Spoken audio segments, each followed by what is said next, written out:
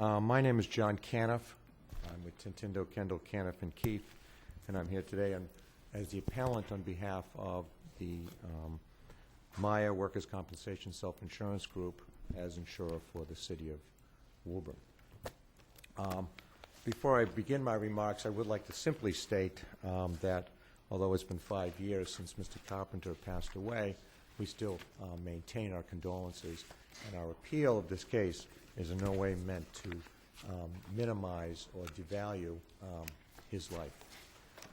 We believe that there are two aspects to this appeal regarding the administrative judge's handling of Section 7A and the reviewing board's ultimate determination in their decision that Section 17A, which provides a heightened standard of causation, is not applicable in 17A death cases. With regards to 7A, and it's always been my contention that you never read about a 7A case unless there's a mistake has been made and the parties, either the insurer or the employee, seek redress through the appellate courts. It's our contention that certainly 7A was applicable to this case. Mr. Carpenter was found dead in a snowbank on January 24th of 2005. The case was initially presented to the administrative judge, and there were basically 5 medical opinions before him, 3 for the employee and 1 for the insurer. The employee's medicals were provided by the initial Leahy medical reports, the autopsy report, and then subsequently by Drs. Kress and Dr. Patton. Mr. Caniff, why do you say that the reviewing board is incorrect? They say that when the employee is found dead at work, Section 1, parentheses 7A, analysis need not be done because the 2 statutes, that one and the other, Section 7A, are mutually exclusive. Why are they wrong in saying that? Well, we do not believe that they are mutually exclusive, Judge, and I believe that the reviewing board impermissibly equated death with the injury. We do not believe that death is the injury in this case. Death is the disability. Can I ask you this? Let's assume for a moment, and I don't pretend to understand the medical testimony. Trust me, I just can't figure it out. But let's presume for a moment that the board was wrong, that a analysis under the heightened standard is required. How does that affect the result here in light of the findings of the hearing officer? Explain to me how it affects the result. I believe that the administrative judge completely eliminated from his analysis and calculus of this case the effect of the pre-existing condition. But I don't think he did. The judge found that the accepted the testimony of the treating physician that a major contributing cause of this death was the work that he had done at work that day. So wouldn't that even satisfy, I think this is Justice Cordy's point, wouldn't that satisfy 17A? Judge Botsford, the administrative judge never made a finding of an injury in this case. He based his opinion upon his adoption of Dr. Kress, which was based upon 2 unsupported facts. 1, that there was heavy exertion, and 2, that it was a very cold environment. There was never a finding of an injury here. Well, I don't understand. This is part of what I don't understand. He did find that the work that the employee was doing on that day, trust me, I pushed a snowblower around. I can take judicial notice of how awkward that can be in deep snow. I don't think it's judicial notice, but it's okay. Well, all right, personal notice. He did find that the work of the employee performed on that day was a major contributing cause of his death. You say that's not sufficient. No. That's not sufficient. Well, he based that opinion upon Dr. Kress, and Dr. Kress's opinion was premised upon 2 unsubstantiated findings. 1, that there was heavy exertion, and the record is replete with a number of medical reports as well as studies that indicate the exertion expended by Mr. Carpenter on January 24th of 2005 was insufficient to bring about the subsequent cardiac problems that brought about his death. It alone was insufficient. Yes. Well, but why couldn't it be a major contributing factor? The work? Yeah. I mean, it alone, yeah, if I didn't have any precondition, maybe it wouldn't have done it, but why isn't it why is he wrong when he says it's a major contributing cause of the injury or the death? If complete review of the record would reveal that it was a snowy weekend, that Mr. Carpenter died on a Monday, and he had indeed shoveled out his own driveway with his wife's assistance over the weekend. He had no problems, and he did it by a shovel, I might add. He did not have his own snowblower. He had no cardiac problems doing that. When he went to work at approximately 7 a.m. that morning, started the snowblower and ran it at least to 10:30, and then subsequently replaced the carder pin, and then went back out till about noon when he left for lunch. He had no problems of a cardiac nature. He went to lunch with his wife, came back approximately 1:30 or so, started the snowblower back up, and it had only pushed the snowblower, or let the snowblower had pushed itself an additional 2 to 4 feet. There was very little, if any, exertion in the afternoon session when prior to Mr. Carpenter being found dead. But aren't you just disagreeing with factual findings of Dr. Kress? I mean, a factual opinion of that the administrative judge accepted? We certainly do disagree with the judge. We believe that it's not based upon a proper evidentiary foundation, Well, notably the lack of exertion and the work in a very cold environment. No, isn't the administrative judge simply saying that he believes the defendant's expert, your expert, that any exertion could have caused the heart attack? But the judge is saying that the anything happened at work, so the injury was work-related.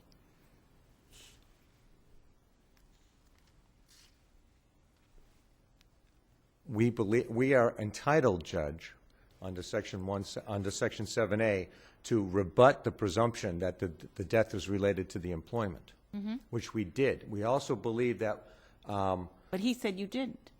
The judge He found said that we that did you not. did not. He We found. actually, it's our contention, as argued in the brief, Judge, that Administrative Judge Terrell adopted two completely opposite opinions, notably Doctors No, I Huldy think I and just Dr. gave you a Kress. consistent way of reading them. He doesn't have Excuse to me? take all I of just your gave, expert. yeah, I just gave you a consistent way of reading the two experts' opinions, the way the judge did, Right. the way the judge found. And if 17A was not applicable to this case, Judge Terrell's finding might indeed stand up. However, he, as indicated in his conclusion of his decision, he simply stated that 17A had no merit to this case. He didn't engage in the analysis that's required in Section 17A cases, which require a finding of a pre-existing condition, combination with the industrial injury, and the resulting condition remaining a major, not necessarily predominant cause. He did not engage in that analysis at all, and the reviewing board placed the imprimatur upon that he need not. It's our contention in death cases that Section 17A must have application. Section 7A states specifically that the claim comes within the provisions of this chapter, and Section 17A is indeed within the provisions of Chapter 152. And hearkening back to principles of statutory construction, we do not believe that 7A specifically excludes the operation of 17A, nor does 17A state that it does not have application in 7A death cases. Now, to use a hypothetical instance, if Moncrief and Marciano had pulled Carpenter out of the snowbank and somehow got his heart started, and he went off in the ambulance to the Leahy Clinic and died 2 weeks later or 2 months later, certainly 17A would have been applicable in that instance, because the major cause would no longer be the work exertion. But then the 7A might not even be applicable because he wouldn't have been found dead at work, so it's a totally different case. Unable to testify. Yeah, so it's a totally different hypothetical. Well, certainly in instances of such importance as a death in the workplace, Judge, we believe that the act in its entirety should be read in its entirety. But the statute is very specific. It says if an employee is found dead at work, at his workplace, and that isn't your hypothetical. Well, why then should an employee who dies in the workplace get the benefit of a lower standard of causation than if he lives? Because he can't talk. Well, he gets the benefit of the presumption. Yeah. Yes. So you've got to overcome that. And your argument is that you did. We do believe that we did, Judge. Well, explain how that relates to 17A. How do these two things interact? You overcame the presumption because you demonstrated that there were pre-existing conditions were in fact the cause, and it wasn't work-related. Yes. Right. Then what do you do under 17A? Well, Nothing, that's it? That ends it? You've rebutted the presumption under 7A, you say. We believe that our evidence from Dr. Pulley was sufficient to rebut the presumption. As a matter of fact, And if you rebut the presumption, is there any Section 17A analysis, or no, it's over? no, once the employee on a 7A case, the employee under the minimal situation, set of circumstances, need only show up with the death certificate and say that he died in the workplace. 7A creates a rebuttable presumption, which we believe we rebutted by the presentation of Dr. Pulley's All right, report. the consequence of your rebutting that presumption is what, then? That you then go to 1 paren 7A close paren and try to establish that the work was the major, but not necessarily the predominant cause of the disability or need for treatment. Yes, Judge. And so you're saying, leaving aside Dr. Kress's opinion, that it was not a major. The major was a pre-existing. It was a contributing factor, but not the major. You don't even say contributing factor, but leave that aside. It wasn't the major contributing factor, correct? Work was neither a major nor the major, Your Okay. Honor. So, and you would say that although there is that statement in Dr. Kress's opinion, testimony, given that the administrative judge and the board were saying you don't even get to 1 paren 7A, close paren. You just haven't rebutted the presumption. And so we can't look to that to say, even if we agree with you that the two statutes are not mutually exclusive, we have to send it back. Am I Yes. correct? Okay.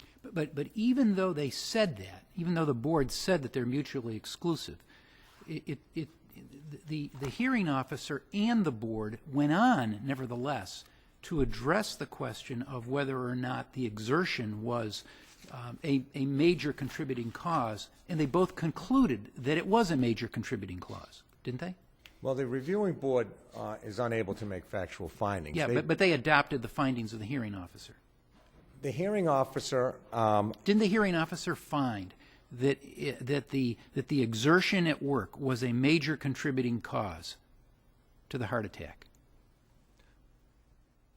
he said, he based his opinion upon Dr. Kress. No, that's not my question. My question is, didn't the hearing officer conclude that the exertion at work, that Carpenter's exertion at work, was a major contributing cause?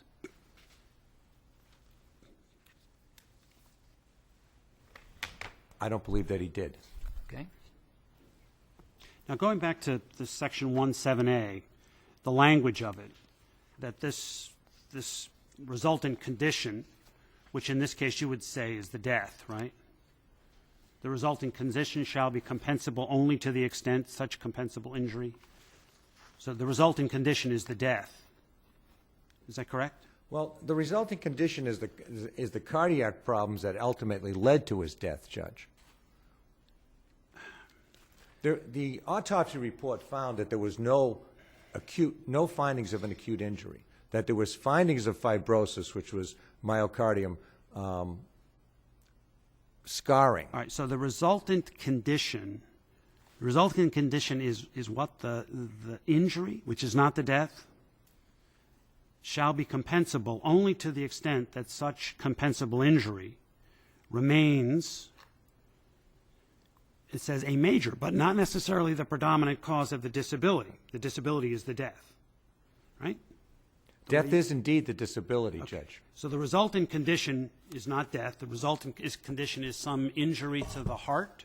Well, it was the insufficiency of the pumping mechanism. Okay. That was the injury, Judge. All right. So that doesn't have to be the predominant cause of the disability. In other words, the prior condition can be the predominant cause, and you can still be covered as an employee, right? Yes. Okay. Yes. So in this case, why isn't it fair to say, well, the prior condition was the predominant cause, but the work effort was a major contributing factor? That would get you through 17A, right? It would. Okay. And you're saying that did not happen here, that the hearing officer did not make a finding that the exertion at work was a major contributing factor? Let me just... He based it upon Dr. Kress's opinion, which was not based upon specific findings. Let me just... My difficulty is a procedural difficulty, and let me just turn you to page 11 of the administrative judge's decision, which is in your blue brief, Mr. Caniff. It's the last thing in the brief, so it's a few pages in, right above the paragraph that says ruling of law. Unlike the board, okay, the administrative law judge proceeded only under 7A, correct? I believe so, Right. Judge. Only under 7A. And he starts off the paragraph by saying, I find that the insurer, you, has not brought forward convincing evidence sufficient to overcome the prima facie presumptions afforded by 7A. Okay, so we might agree with him or disagree with him on that. You say you did. We disagree with that. I understand that. And we can look at that and see whether that's supportable or not. The claimant is therefore entitled to these presumptions. And then he goes on to say, I find Mr. Carpenter suffered sudden cardiac arrest arising out of and while in the course of his employment. And then he's got this kind of funny statement that says, I find that his employment activities were a major contributing cause of his sudden cardiac arrest and resulting death. That's a 1(7A close paren statement. In other words, if you don't overcome the presumption, you're out of here. So that's a superfluous statement, but it's there, and it looks like a finding. Okay, what do we do with that? And I'll ask Mr. Toland the same question. If he simultaneously says the defense under 1(7A is without merit, and we think it is with merit, what do we do with that finding? 'Cause That that's last the sentence? Yeah, that's the finding on which the board relied when it undertook its own independent 1(7A analysis. Because the board, unlike the administrative judge, says, we agree they're mutually exclusive, but even if we didn't, you don't prevail under 1(7A. It's our contention, Judge, that that statement reflects the judge's reliance upon Dr. Kress's opinion. And Dr. Kress's opinion is premised upon finding which two findings which the administrative judge did not make. One, heavy exertion, and two, in a cold environment. Okay. Neither of those findings were supported, were found by the administrative judge. Those are the two conditions that Dr. Kress relied upon in providing his opinion that January 24th was a major contributing cause of the cardiac arrest and There was a resulting stipulation death. as to temperature. Excuse me? There was stipulation as to temperature during the day.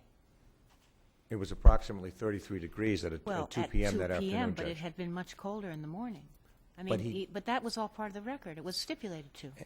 Yes, Judge, but the point is that he did not have any cardiac problems in the morning when it was colder, when he was working harder.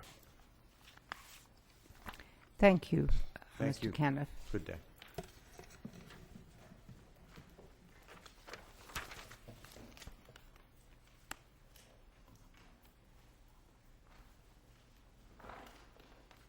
Good morning, Mr. Toland. Good morning, Your Honors. Excuse me, I'm Peter Toland from La Rosa Toland offices in Woburn. I'm here on behalf of the employee, Mr. Carpenter, and his widow, of course, the surviving spouse, Susan Carpenter. I would start our side of the case from this looking at Section 7A, specifically if you compare what the insurer's expert actually testified to once he was apprised of the facts of the case, versus the standard that this court has enunciated most recently in Moss's case, that under 7A, the insurer would have to provide persuasive contrary evidence to rebut the presumption that the employee who was found dead at work did die at work because of what he was doing there. And specifically, Dr. Poldy, when he filed... Can I just interrupt you, because Yes. I know you're going to point to that. If we agree with the administrative judge and with the board that the presumption, the 7A presumption, was not rebutted, right? End of case. Correct? Yes. If, however, and this may be hypothetical, and I'm not saying it, but if a judge concludes that the presumption has been rebutted, the 7A presumption has been rebutted, do we not then go to 1(7A to see what it is that has to be established? Hypothetically speaking, Your Honor, that could happen under facts unlike the facts in this case. Right. I'd concede that under some possible scenario somewhere, but it would have to be a scenario where here the employee was apparently found dead at work within several minutes of having died of sudden cardiac arrest, not a heart attack. And as the expert testimony, certainly the expert testimony we went through with Dr. Poldy at his deposition established, what that was, sudden cardiac arrest, is ischemia, meaning lack of oxygen, properly oxygenated blood supply to the heart, causes the heart to lose a productive rhythm. The heart stops pumping blood. The body starts going into arrest. The body collapses. And if, as Dr. Poldy testified in his deposition, there's a window of opportunity of roughly 10 minutes there. If somebody doesn't get to the employee within 10 minutes, he dies and cannot be revived. And as a matter of fact, that was part of the case we put on. We established that there were only a day, much like today. There had been a big snowstorm over the weekend, the blizzard of 2005. The employee was the only one there other than the other custodian who never ran the snowblower. He wasn't mechanically inclined. That's Mr. Marciano. Mr. Moncrief, I'm sorry. And the employee, when he returned from lunch, was out going around the building, re-clearing paths that he had already done. And although this was an unwitnessed accident, I would like to point out, and I think this is something that the hearing judge appreciated, Mr. Carpenter was actually writing in the snow. He had told his wife, I have one big snowdrift left to clear. The co-employee also agreed with that when he came back approximately 1:30, that he was going to re-clear the paths. And there's a diagram that appears in volume 4 at page 284 of the record appendix. It was a hand-drawn diagram showing basically an upside-down capital E. And I would say that in this case that stands for exertion, because Mr. Carpenter was re-clearing the paths. He was making right-angle turns to clear paths that went to the individual classroom doors. And as the other employee who was inside the building said, when we got back at 1:30, I heard him going around the building, and then I went to look for him. And when he opened the door from the 4th grade schoolroom, it hit the snowblower because Mr. Carpenter had written in the snow. He re-cleared the path parallel to the school, and at this point made another right-angle turn to go toward the 4th grade door, which Mr. Moncrief said was about 3/4 of the way down the school. It's a minor point, but I think it completely misreads the evidence to say that Mr. Carpenter had only moved the snowblower 2 to 4 feet. He was re-clearing 2 to 4 feet on each pathway. And that's what that diagram at page 284 of volume 4 is all about. It's an upside-down E. And as the hearing judge found, turning the snowblower, apart from the fact that the snowblower itself is self-propelled, turning it takes some doing. It was the testimony of Mr. Robley from the city that they weigh over 200 pounds. They're commercial-grade machines. Takes 2 guys just to put one up in a truck. To turn it 36 inches wide into a heavy snowbank like that, where they co-employee testified that he found him dead in a snowbank as tall as a man. And all this ties in with the testimony from Dr. Poldy, because his testimony was originally based on a report he filed at the time the self-insurer denied the claim, stating, in effect. There's nothing terribly exertional about pushing a snowball around, but Dr. Poldy clearly had not been apprised that there were any right-angle turns involved, and that's exactly what the hearing judge based his decision on, that it takes some doing to turn that snowblower at a right angle, and that's, again, dovetails with exactly what Dr. How does this work? Let's just focus on the 7A presumption. Sir. I'm an employee. I have, for whatever reason, a serious heart condition. I could literally, something could happen at any time, but it hasn't. But it could. I could walk up my front steps, and that might create a heart attack. So all of the conditions are correct. So I get into work, I start to do something, and I have a heart attack, and I die. Right? Isn't that this case? No, that's Anderson's case from 1978. A desk clerk who died of a heart attack at work, and where the insurer, as my recollection, provided persuasive contrary evidence that he didn't die because of what he was doing at work. And I hasten to admit that had we not introduced the evidence about precisely what the employee was doing with the snowblower, after all, he'd been out there from 7 to 12 and then again from approximately 1:30 on. But that's precisely what the hearing judge zeroed in on, and it's precisely what the review board noted in his decision. The idea of making the right angle turns with a snowblower takes some doing, and that's exactly the exertion that Dr. Poldy admitted to. He said that he died either or. He either died of the heartbeat loss rhythm because of loss of oxygenated blood to the heart, in other words, ischemia-induced tachycardia, which is what we're alleging, or and then the other issue is he had agreed that any type, based on the exertional symptoms that he was exhibiting, and it was introduced in this case, that the employee had gone to his family doctor, Dr. Kress, on January 4th, just 20 days before, and said, when I'm walking up stairways and whatever, I'm starting to get a pain in my chest, and he was already under treatment for heart disease. And actually, Dr. Kress had scheduled him for a heart stress test. And when I asked Dr. Poldy about that, he says, yes, there's a reason that stress test most likely would have revealed this problem, because as you exert yourself, less oxygenated, because of the blocked coronary artery, less oxygenated blood is reaching the heart. That causes the heart to lose productive rhythm. Tachycardia causes the heart to go into a spasm. No blood flowing around the body collapses. The body can't get up and say, call an ambulance, and that's the whole point. He was alone. What's the interplay between Section 7A and Section 17A in this kind of a case? What if the employee's widow had simply presented the death certificate and a statement from a coworker saying he was working at the time he died? Section 7A says that there's prima facie evidence that this is a work-related injury because he's not available to testify. They sit down.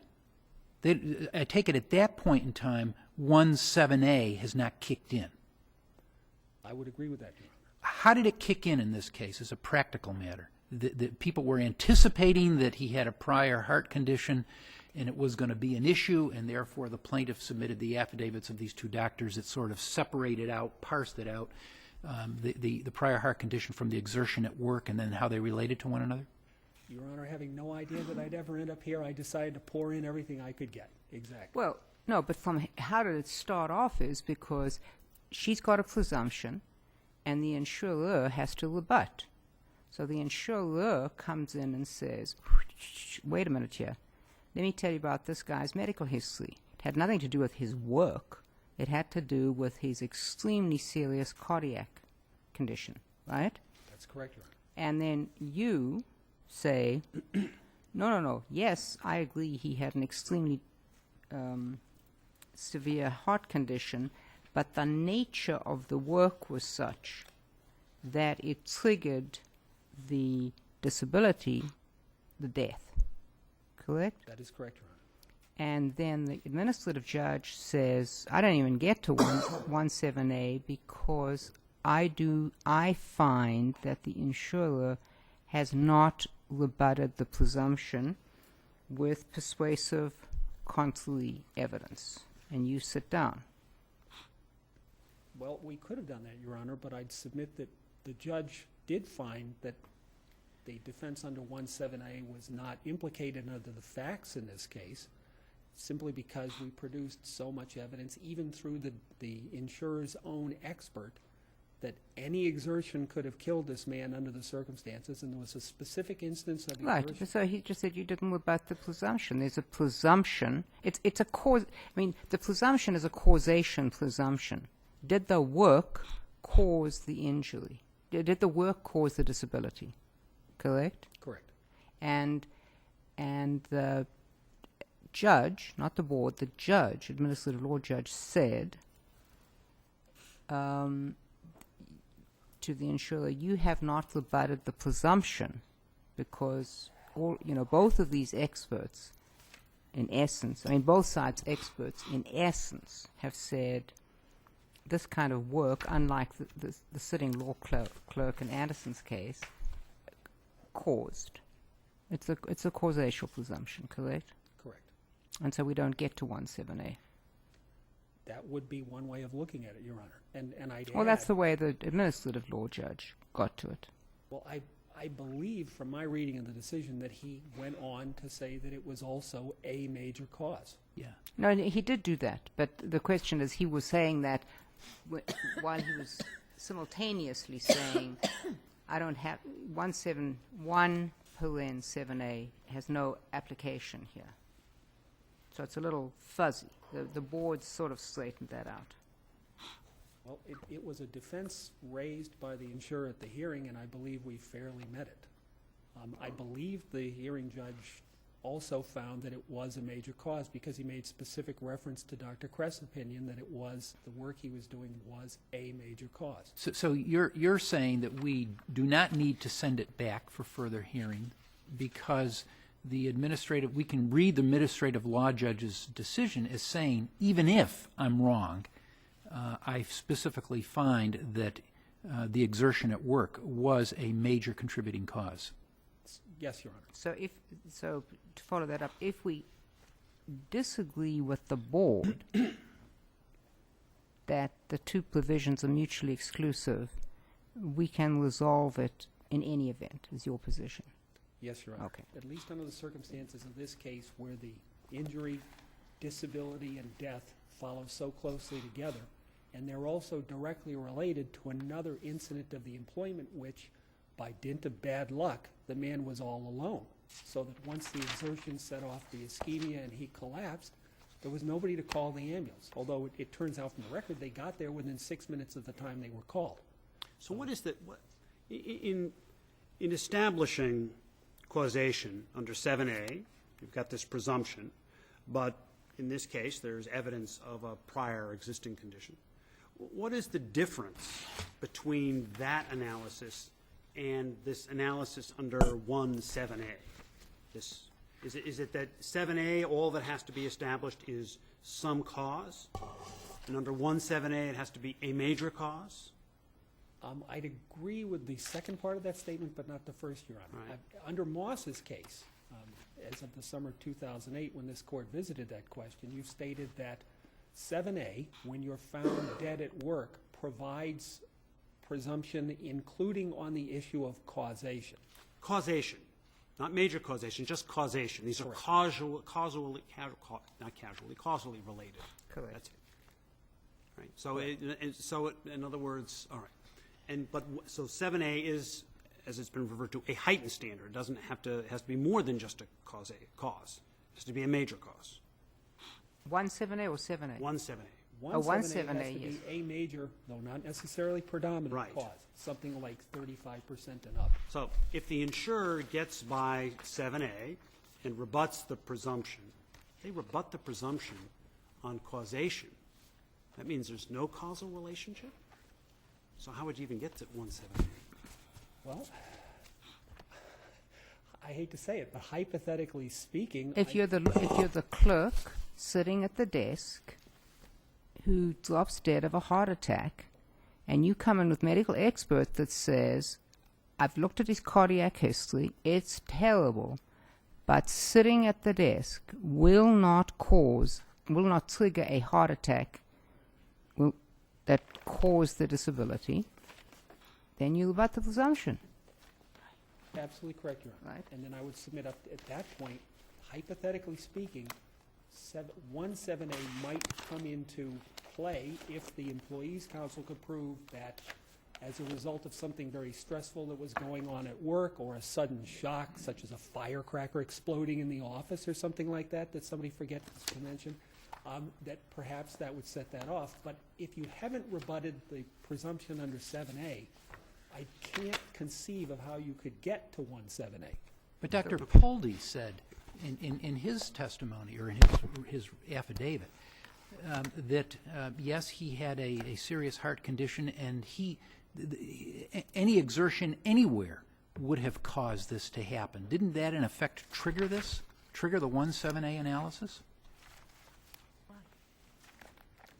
Well, And it then became incumbent upon you, or whoever represented him at the hearing, to say, well, we have these experts that say that the exertion happened at work. The exertion that Dr. Poldy was talking about, yes, it did happen, but it happened at work, and that's the important thing. yes, Your Honor. But of course, when Dr. Poldy filed his original report, which was at the time the insured denied the claim, there was no record evidence about what the employee was actually doing. He simply wrote a report saying employees walking behind a self-propelled snowblower. That's all his initial report is based on. There's nothing about the actual hemming and hawing with the machine and moving it around corners or anything else. So that by the time we get to the hearing, an entirely new set of evidence is in play, and that's what Dr. Poldy, just his theory, that there's nothing particularly exertional about walking around behind a moving snowblower falls apart, because, as he admits in his deposition, any kind of exertion could have killed him, and that's the whole point. We're talking about a 200-pound machine being angled around at right angles to mimic the pathway in front of the school, which is what appears in that diagram as a big upside-down capital E. Thank you, Mr. Toland. We'll take a short break.